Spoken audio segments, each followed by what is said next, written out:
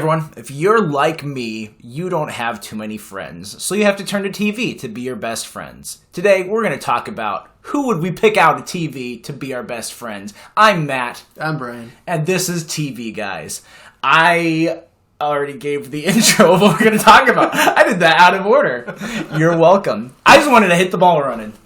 What do you hit balls while you're running? If you are playing soccer, yes. Would they be kicking the ball? Well, you can't tell me what to do, and neither can the ref, and neither can those red cards that they give me. I'll do what I want. I'll take the ball and leave the field. I think the refs can tell you what to do. Isn't that their job? Well, they can. Doesn't mean I'm going to listen. Okay. I've gotten kicked out of so many Little League games. I mean, I guess they don't like it when you come and you don't have a kid there and you're just berating the children. But, you know. You stole my joke. There's no room for give and take. Hey, guys, guess what? Speaking of friends, Brian and I are in the same room again. That's true. Thanks for confirming that. Now everyone knows I'm not a liar. Thank you. Unless they think I'm a liar, too. Well, that's possible. Also, speaking of friends, I want to give a shout out to someone who's really awesome, who sent us a message the other night. So it is... we had Paul Risdall on our show a couple weeks ago for, actually we had him twice in the last month or two. And so his brother Dan, he has been listening for the last couple weeks and he sent us a message. And I love it when people just go out of the blue to say, hey, I like what you're doing. So we felt Dan was worthy of a shout out. True. And not just because we don't get many shout outs. That's true. You know what we could do to show how awesome Dan is? We can input some audio here of a song called Cows, Plows, and Sows and either make him regret reaching out to us in the first place or know that now he's finally arrived. His song has got airtime. Yep, so here it is. You're on the fly making editing for me. I did not ask Brian's permission beforehand. See, what I do is I just put you on the spot and then make you do stuff. Yeah. All right, so it's Dan Risdall and Ryan Temmel with Cows, Plows, and Sows.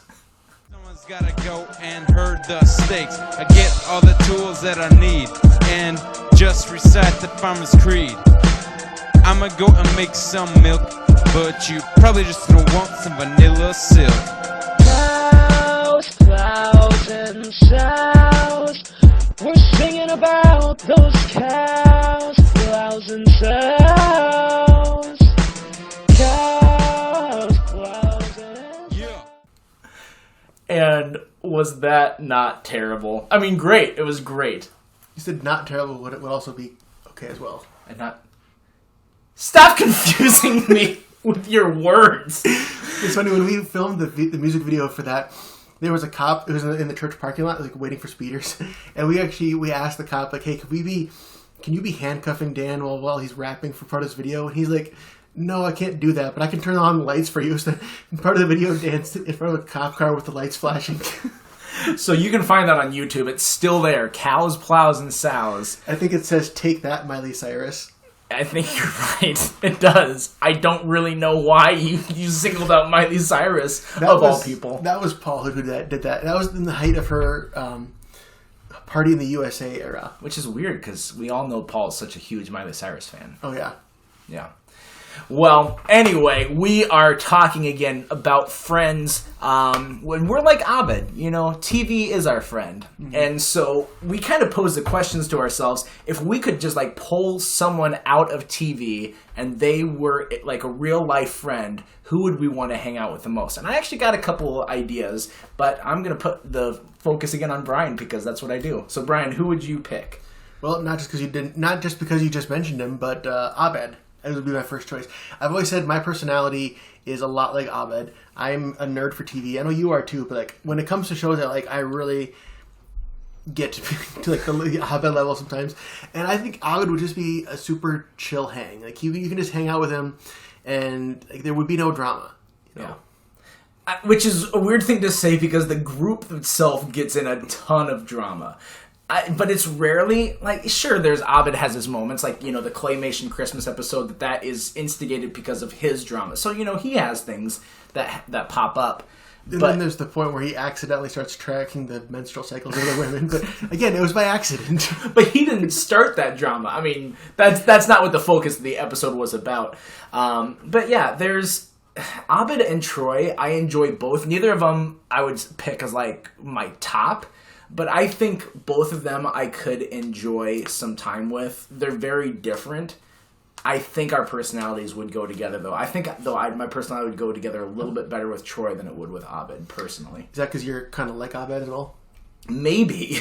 I feel like I'm a little bit more socially graceful than Abed is. True. I feel like if we are an example of Abed and Troy, you would be Abed, I'd be Troy, for sure. I think so, yeah. Yeah. So I mentioned a few weeks ago the community building podcast I listened to. So one of the things they do after every episode, they update the Meow Meow Beans, where they can give all the main characters, I think it's like 0 to 5, and then they're tracking who has like the ranking for the season. Abed is in solid number 1, and they're at towards the end of season 1, and it's like the 2nd, 3rd, 4th, 5th, like those kind of rank change from week to week depending on how many points they get. Abed is like always been in number 1. Yeah, Abed's a great character, and he's the tether from you to the TV. So it makes sense that you would pull him out of TV first. I have a pick that I would be surprised if you didn't have it as a pick. But for me, a big one would be Marshall Erickson. I don't, but I definitely agree. I feel like he's like that bro. He's pretty calm as well. He does have moments where he's freaked out, like we saw with the Chain of Screaming episode, or when he gets married and shaves his head and on an impulse. So he has a couple moments where he's dramatic, but those feel like they're out of place. Most of the time, he's able to roll with the punches. He does the what is it, marshmallow pillow or whatever, marsh pillow for Lily when he's being delayed and not able to make it there. He's so great for his wife. He's super loyal. He's a great supporter. He's constantly like the guy like, yeah, let's do this, and he's also going to always have your back. He's one of those that like genuine friend. That the worst part of like being a friend with him would be something like the slap bet, but even then it's all in good fun. Yeah, and he even has like the moments, like he had the card conversation with Robin that Ted couldn't, where he says like, Ted is still in love with you, you have to move out for his own sake, and like he can kind of be like they kind of have the serious talks as well when he needs to. Yeah.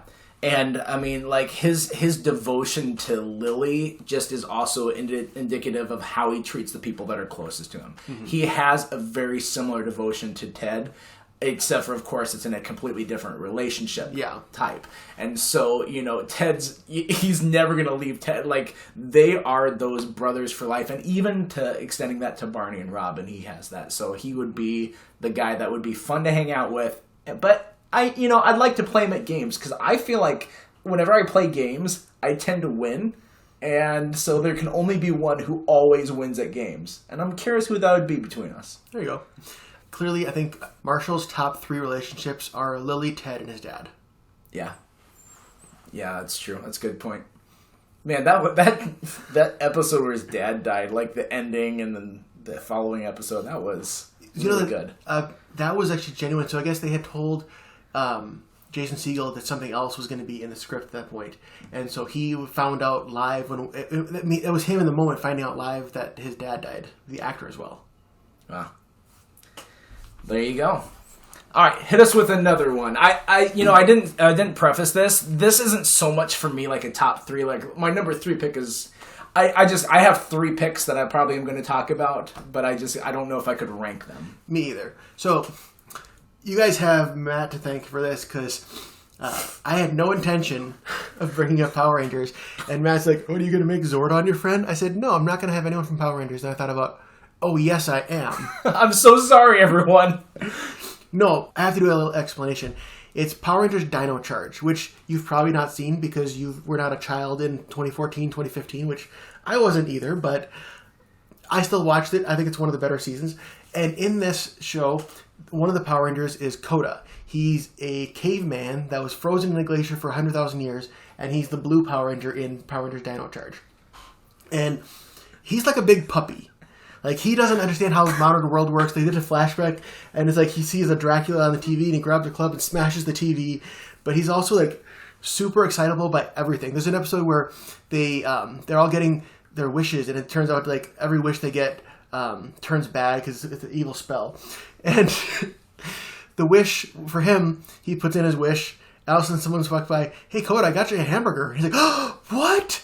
And it's like, yeah, you always want hamburgers. Like, it's not a big surprise. Like, that was his big wish, was for a hamburger. Man, you were nailing this pitch for me. Yeah, he's basically like a dog. And the best thing, so there's an episode, and it was ridiculous, but it shows why he should be your best friend. The monster of the week had magical glasses and magical scissors that could cut the bonds of friendship. Okay, so he does that to all the Power Rangers, and then all the Power Rangers are just standing around each other. They hang around each other, but they're like, "I hate you. You're so dumb. Why are we friends?" And like they're just being, kid show level grumpy towards each other. He goes to cut Coda is his name. Coda's bonds of friendship, and it breaks his magical scissors because that's how strongly he is friends with people, and it literally cannot break it because that's how much he cares about his friends. It's kind of like the scene in Hercules when they're gonna cut his like lifeline and then like they can't cut Hercules to death, except for with friendship. The true Greek gods were the friends we made along the way. And there's more. Oh, there's more. I'm sorry. Keep going. No, so but do you think so far? I think I'm nailing this. You're nailing it. Now I'm gonna go off screen. So Coda is played by an actor named Yoshi Sudarso, who's also a great stuntman. He's like a great physical specimen. He can do like everything you can imagine. Like at one point, I'm listening to a Power Rangers podcast, and they made the comment like, "If I looked like him, I wouldn't own a shirt. Like, why would you?" And it's always been like his lifelong dream to be on Power Rangers. He's like probably around our age. He's like a super fan, and it was like living his dream to be a Power Ranger. What they do every other year, there's a convention called Power Morphicon, where they have the name again was what? Power Morphicon. Of course it is. Power Morphicon. Sounds like you're having a seizure as you're trying to say it. One thing they do is every other year, and they always have the current cast. They get the envelopes and they read off the names of like who's going to be the next seasons of Power Rangers, and then the next season of Power Rangers gets to come in the suits and be like, "Hey, this is your next team," and it's kind of a cool thing. So they're doing that, and they saved him for last. They saved Coda for last, and they got to he's going to be announcing the new Blue Ranger, and all of a sudden he's looking at it and he's tearing up because he gets to announce the next Blue Ranger is Peter Sudarso, his brother, who's also a huge Power Ranger fan, and they kept this a big surprise. Like his brother didn't tell him he got cast until that moment, and he sees his brother coming down in a Power Rangers outfit, and they go out and they hug, and it's like a huge moment. So, oh yeah, man, that is heartwarming. Yeah, and the guy's name is Yoshi, and Yoshi is a great companion in Mario. So that's true. So all around, Yoshi and Coda are great. I'm just gonna show Matt a picture of Coda. I'm sold on this. You got me. All right, we're gonna give some dead air here for a second. I think I've seen like I don't know if I've seen a clip, but like he has a familiar face to me. Yeah. Well, good on you, Yoshi. You did it. All right, speaking of dog-like, so this one, I was thinking about Friends, and all of a sudden this popped up, and I'm like, this is a way out of the blue pick.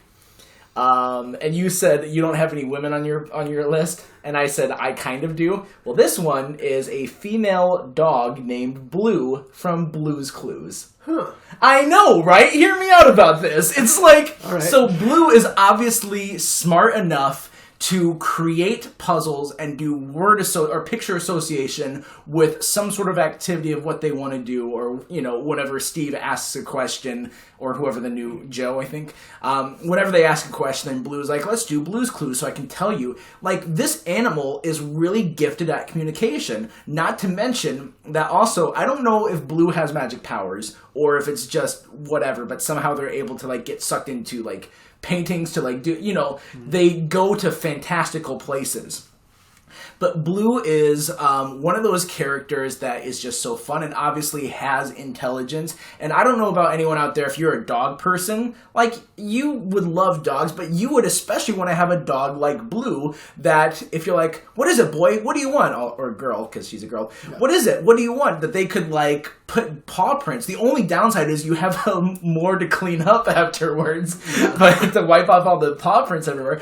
But they could clearly communicate what they're wanting. And you know, if they have that level of intelligence, they also have level of intelligence to really be a bond. Mm-hmm. And you know how dogs are, of how close they are. And clearly Blue is a fan of either Steve or Joe, whoever it is that's going to be there. Yeah, I never would have thought about that. Blue's Clues, I haven't thought about this show in forever. I know. I was like, this is a great answer. I'm so excited to say it. And I'm not even a dog guy myself. I know that's blasphemy to some of you, but I'm not. I'm sorry. All right. So I have to shout out a different Dan. So my cousin Dan, so me and him and my friend Alex, who I hung out with last night, when we were like 15, we made a video called The Anti-Chick Flick. And one of the things we played Dan's Clues. Oh my gosh. And it was just going around the house and figuring out with an Xbox and a controller that he wanted to play Halo. That sounds so stupid. I'm sorry, but it sounds so stupid. Oh, it is stupid. It is probably the stupidest thing I've ever made. Some of our listeners have seen it, and I don't know whether to say thank you or I'm sorry. You've won me over with Coda, but you lost me with Dan's Clues. I'm sorry. All right, so I'm zeroed out at this point. Yeah, you're where you started. Well, let's see how I can do with my next pick. So it's interesting that this is a pick of a great friend, considering his initial intention was to torture people forever. See where I'm going with that? Oh, yeah, Good Place. Yep, Michael from The Good Place. I was thinking about The Good Place. I was thinking, like, at one point, like, Jason would be a good friend, but also Jason, you have to watch him, like, 24/7, or he's going to throw a Molotov cocktail at some things. Every time I have a problem, I just throw a Molotov cocktail, and then boom, new problem. Yeah. And, you know, Tahani's too uppity, and Chidi would just be boring and annoying, and you wouldn't want Eleanor. I think I could hang out with Chidi. I think I could get along with him, but he is very full of himself, and he also is very non-committal, so he does have issues, you're right. Yeah. But then there's Michael, who starts out as a literal demon who is trying to manipulate and torture people, but through all of that ends up actually bonding. It's like reverse Stockholm Syndrome, where they get him to bond with them, and he's trying to save them, and he goes through, and I forget at one point he's tearing up and he says, because friends? It's not something. That sounds familiar. I've only watched through all The Good Place once. Me too. I started watching it last night with, again, Alex, who I made the anti-chick flick with. I got him hooked on it. Yep. So hopefully Alex isn't listening to this too soon, because he hasn't seen The Good Place yet. Oh, okay. Yeah, Alex, look away. Turn it off. Go away. Well, by now it's too late. Ah, dang it, Alex. Look what you did. This is the episode of us. This is the episode of us calling out our friends. That's true. Guys, my buddies out there, wherever you are. I know Alex. Alex and I are buds. I still have, Alex, if you're listening, I still have your Alien Quadrilogy DVDs. I borrowed those from him in Duluth like 10 years ago. And I kept meaning to bring him back, and I never did. So I would not make the list of being a good friend, because I'm terrible. Was that all you wanted to say about Michael? Sure. Yes. Michael's a good character. I don't know if I could enjoy him in real life. Also, there is that little fact that he is a demon. And I just don't know if I can commit to being a friend with a demon, you know? Well, what about when he comes back to Earth and he actually gets to be he gets to be Michael Reelman? Michael Reelman. Keep it sleazy. Or take it sleazy. Yeah, take it sleazy. That's right. Thank you. I'm so sorry I screwed it up. I mean, I guess anyone's at a point of redemption, but anyway, you brought up Power Rangers, so it's up to me to bring up something that we bring up a lot too. Okay. The other side of this. Ooh, Chuck? No. Although Morgan is a good pick. Yeah. Actually, both Morgan and Chuck. I think Chuck would be better because Chuck is like Chuck is Morgan, but with better social skills and a brighter future. Also awesome, because he could easily be one of those like man. full of himself guys, but he's actually a genuinely nice guy. Even Ellie, like all of them really in that, Ellie is really caring and compassionate, like for her brother, and she's like a good solid base for, I mean, all the people around her are better because she's in their life. Yeah, that's true. But no, I was going to bring up your other favorite. The Muppets! All right, where are you going with this one? Gonzo. Man, Gonzo. At first when I was like thinking of Friends, I thought, oh, Kermit. Because, Kermit is that titular type character. Yeah. Even though there's no movie called Kermit. He's that, like, protagonist character. When they do, in the movies, when they do, like, a classic novel, he's the heart of it. They have him as Bob Cratchit. They have him as the... Well, I guess he's not the heart of Treasure Island, but he's Captain Smollett, yeah. He's the protagonist. One of the protagonists. He's so quality. Kermit has this great moral fiber that you want to have as someone as a friend. Yeah. But Gonzo, he has that same kindness for others, but at the same time, he's also goofy and he's fun, and he would be a blast to have around. He isn't like, like Fozzie would be funny, but he's kind of dopey. Yeah. Like, Gonzo's not dopey. He's funny without it. And he would just be someone that I would really enjoy to have in my life. I would have to just be careful of explosions. But, I mean, that's it. Well, it's like explosions. It is odd things. Like, one of his things was tap dancing and tapioca pudding on The Muppet Show. I figured I would give you license to talk about the Muppets because I know you love it. Well, and Gonzo's my favorite Muppet. Of course. He's the best. A little it's more to go with Gonzo. So Gonzo's performer, Dave Goelz, who still performed Gonzo to this day, had to throw that in there. He was originally both a puppet builder and a performer. First season of The Muppet Show, he'd go back and forth between the workshop and performing. And he basically said to Jim Henson, like, hey, going into season 2, can I just be a performer? Because this is a lot. And he said, yeah, that's fine.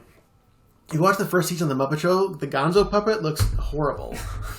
Because it was an early version of the puppet, and Dave Goelz took the puppet and he made the mechanisms to make Gonzo's eyes be able to open and widen. And like, he made the puppet so much more expressive, and so much more you can do. Like the first season Gonzo back in '76 is like kind of a sad Gonzo, but in the second season you get to the wild creative artist, which is where he is today, and that's just cool. I think it's cool that Dave Goelz kind of saw the flaw. Like, this character is not doing so great. Let's give him a personality. Let's just update the puppet. And right, he has this perfect mix of like soulful and crazy. Because like you see movies like Muppets from Space when he's down about not knowing where he came from, or in the Muppet. It's a dumb special, but it's a very Merry Muppet Christmas movie, which by the way had a cameo appearance by the entire cast of Scrubs. I don't remember. I remember seeing it. Yep. And I wanted to like rewatch it because I thought it was funny at the time. They had to recruit Miss Piggy, who was going to be an extra on Scrubs, and then she was annoying the whole cast. That's right. But anyways, back to Gonzo. It's one of those. It's a Wonderful Life where Kermit gets to see where the Muppets would be without him, and Gonzo is just like homeless on a park bench singing a sad song. It's like, wow, they went there. Oh, that is sad. Mm-hmm. And you can see it with his friendship with Rizzo, which you think of as no, you think of it. Oh yeah, Gonzo and Rizzo have always been friends. No, Gonzo and Rizzo, the first time they were ever paired up was in the Muppet Christmas Carol, which was like a decade after Rizzo's first appearance. Yeah. Gonzo, for me, like, with his relationship with Rizzo, he's a bit of, like, the alpha in it, and Rizzo kind of, like, goes along with it. I feel like I was trying to pick characters that wouldn't really be alpha because I have such a big personality. Yeah. But I think Gonzo is enough of, like, that supporting, too, that he could kind of share the give and take. Because most natural friendships, you can't have one alpha all the time, you know? So I feel like even with my bigger personality, I could still hit a good middle ground with Gonzo, where he could get to be the crazy that I'd enjoy. Yeah. And then sometimes I would be the crazy because I'm nuts, guys. Yeah. A great example of him being friends is, I know you said you haven't seen Great Muppet Caper, right? I don't think I actually have seen it, no. So at one point it's Kermit and Gonzo and Fozzie, and they're trying to catch a cab. They can't get a cab. Gonzo launches his body into the road, and the cab, ironically driven by another Muppet named Beauregard, also performed by Dave Goelz, stops, and then decides like, oh, you got a cab stop. And he sits up. Yeah, it's great when it works. I've seen that clip, that like 5-second, 10-second gag, because that sounds familiar. He's like, his friends need a cab. He's going to throw himself literally into traffic in hopes that the car will stop. There might be, depending on your mood, because I mean, he is very over the top too. He might be one of those that's like, he's just a little too over the top for an actual friendship. But I'd like to try it. I want to see. Mm-hmm. All right, you got anyone else that you thought you'd want to bring up just briefly? Yeah, one on hand might have the same problems as being reckless like Jason from The Good Place with Andy from Parks and Rec. I'd thought about Andy, but my pick was actually Ben. I feel like I'd have more in common with Ben, and he's a bit more stable of a human. That's true. I think Andy is more versatile. But Andy can be friends with like anybody. Andy was even able to like be friends with Ron, which is like... Actually, that's what I was going to say about Marshall, too, when we were talking about him. He's the same type, and friends with so many different types. But yeah, Andy would be fun. Mm-hmm. He would be a lot, but he would be fun. Yeah. Because we haven't mentioned any of the friends from Friends. Yeah. I thought through the friends, and they all kind of are selfish in their own way. Mm-hmm. Joey has a really good heart. He's selfish in terms of being a womanizer, but like outside of that, he does have a good heart for friends. He's such a champ for all the other friends. Like even when Ross and Rachel weren't together, and he started having the crush on Rachel, mm-hmm. he still was so over-the-top conscious of Ross's thoughts about it, and like, I can't do this to Ross. I can't do this, even without like talking to him, and like, he was, and plus what he did with Chandler and Monica, and keeping their secret, and being the bad guy in some situations by keeping their secret. I remember when Chandler and Monica were having trouble after Chandler lost his job, he was just ready without a second thought to give them each $2,000. Oh yeah, because like when Joey was in the money, because Joey goes through periods of being broke and being not being rich but being like full of money, mm-hmm. He's more than willing to like share it. Yeah, Chandler you'd think would be a good pick, but going in universe, to us he's funny, mm-hmm. but they clearly like don't like his sense of humor. And so I kind of translate that, if he was like in real life, he would be the guy that tries to be funny but isn't that funny. Yeah. And that can get old. Yeah, he's got a good heart, and like how he helped with Joey. He would always be like, let me give you money for, let me help you, take you to acting lesson, all that sort of stuff. Yeah. Or let's play this game called Cups. See if you beat me. Yeah. Yeah. He had a lot of good moments. Mm. Yeah, I don't think any of them would be on my list. Yeah, same here. We had Ben and Andy. Anyone else? Hurley from Lost would be a good pick, I think. Oh, that's a great pick, actually. Yeah. Hurley is a bro. I like Hurley a lot. Because mm-hmm. even at the end, when Hurley turns out to be the protector of the island, which, okay, the show ended 11 years ago, so... we're probably... If you haven't watched it by now... We already did an episode about explaining Lost. Yes. So... But Jack even said, you do what you do best, what you've always done, which is help people. Yeah. And, I mean, there's episodes called Everybody Loves Hugo. Like, everyone does. And that's kind of even a point in it where he feels like this pressure of, like, when I was in high school, when I finally started getting funny, and, like, I had a group at church that, like, people actually thought I was funny, I kind of had this, like, people liked me, but they liked this version of me that I would put out for them. Yeah. And Hurley was definitely struggling with that, where it's like, everyone expected him to be this version that he puts out. It's like, well, does anyone actually like the real Hugo? As soon as people get close to me, they get hurt. And that goes back to the flashback that he had. Yeah. And he's such like a big teddy bear type, where it's like he's got a great... I keep saying this with all these people. He's got a great heart. I look at all the hearts. He's got a great heart. He's very kind. He's very generous. And he's one of those that gets excited for you. Mm-hmm. And he's one, like, at the beginning of season 4, when people are making the I'm with Jack or I'm with Locke cams, he basically says he chooses Locke, but he basically says, like, I'm not listening to either of you. I'm listening to Charlie because my friend died to tell us that wasn't Penny's boat, so I'm going to go with that. So it's like, I'm going with Locke, but I'm not because of Locke. And he kind of was able to tell people, like, there's more going on than their stupid feud. Yeah. He's the one that is like, we all need fun, so he creates the golf course. He's the one that's like, we need a van, and like gave Sawyer, Jin, and Charlie like a win for getting them to start up this van. Especially like Charlie, because Charlie was really in a mopey place at that point. Yeah, that's an underrated episode. Trisha Tanaka is Dead is a great episode. Lost. It is. I liked it a lot. It's a filler episode for sure, but it's a very funny filler episode, and it's endearing too. What also sets up the mystery of who is Roger Workman. Roger Workman. It's not his name! Workman! Man, I love all the stuff with Roger Workman and Sawyer's like joking it, or no, like when he was when Hurley was so excited, and then Jin like makes a suggestion in Korean, and Hurley's like, "Oh, I understand you," and then Jin just kind of looks at him like, "Okay." It's a good episode. It is. All right. Well, hey, that might do it for us. I'll give a shout out to a character that I've never seen, but I've seen clips of, and I just know there's someone who watches this that really likes him. You can tell us if you think Ted Lasso would be a good friend in real life. I've seen one episode. Paul got me started on the show. I never got around to finishing it. But I think, from what I've seen, I think he would be. From what I've heard, he's a very genuine, like, I don't know what I'm doing, but I'm just going to do my best about it. And let's, like this rallying sort of guy. And those are always fun. Yeah. Ted Lasso, I mean, it's a show created by Bill Lawrence, who was the guy behind Scrubs and Cougar Town. So, I mean, he's got a good resume. Yeah. I just don't have Apple TV. I don't have a way to watch it. So, I need to figure out a way to watch Ted Lasso. Yeah.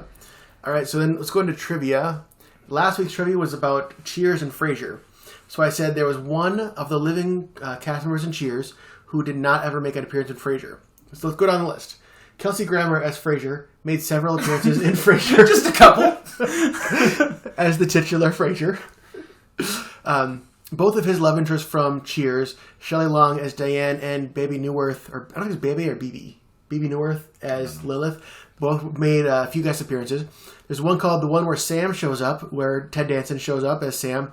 There's one was called The One Where Woody Shows Up, or Woody Harrelson shows up as Woody. And then there's one towards the end where he runs into Cliff Clavin Cliff Clavin, played by John Ratzenberger, at an airport bar, and he's celebrating his retirement from being a mailman. And they hang out with them, and it's a bunch of the extras from Cheers, and you also get Rhea Perlman as Carla and George Wendt as Norm. So if you've been following along, I did not mention Kirstie Alley as Rebecca, who did not make any appearances in Frasier, which is okay, because to me, she was the least interesting character. Yeah.